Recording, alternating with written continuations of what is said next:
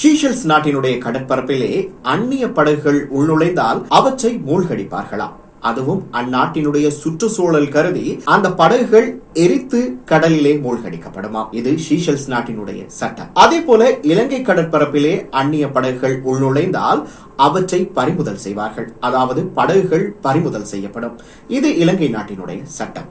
இதே போலதான் இந்திய கடற்பரப்பிலே அந்நிய படகுகள் உள்நுழைந்தால் அவர்கள் நாட்டில் சட்டம் இருக்கிறதோ அந்த சட்ட திட்டத்துக்கு உட்பட்டுதான் நடவடிக்கைகள் எடுக்கப்படும். ஆகவே இந்திய சட்ட திட்டங்களில் நாங்கள் ஒரு காலமும் தலையிட முடியாது. வெளிநாட்டு சட்டங்களில் நாங்கள் ஒரு காலமும் தலையிட முடியாது. என்னதான் நாங்கள் வெளிநாட்டு சட்ட திட்டங்களிலே தலையிட முடியாது என்றாலும் இந்திய அரசால் கைது செய்யப்பட்ட இலங்கை மீனவர்கள், நம் நாட்டு மீனவர்களை மீட்பதில், அவர்களை விடுவிப்பதில் இந்த அரசாங்கம் அயராது உழைத்துக் கொண்டிருக்கிறது என்று சொல்லியிருக்கிறார் கடற்தொழில் அமைச்சர் ராமலிங்கம் சந்திரசேகர். அதே போல இன்னும் ஒரு விஷயத்தையும் அவர் சொல்லியிருக்கிறார். அதாவது நம் நாட்டினுடைய இலங்கை மீனவர்களுக்கான ஓய்வூதிய திட்டம் விரைவிலேயே அமுல்படுத்தப்படவிருக்கிறதாம்.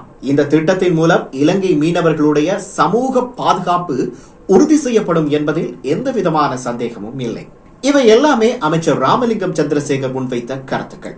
இன்னும் அவர் என்னென்ன கருத்துக்களை சொல்லியிருக்கிறார் என்பதை விரிவாகவும் தெளிவாகவும் பார்க்கலாம் இன்றிரவு 8:30 சமகால அரசியல் நிகழ்வுகளில். இதுவரை இந்த சேனலை சப்ஸ்கிரைப் செய்யாதவர்கள் இப்போதே சப்ஸ்கிரைப் செய்து கொள்ளுங்கள். அப்போது நாங்க போடுற ஒவ்வொரு வீடியோவும் உங்களை உடனடியாக வந்து சேரும்.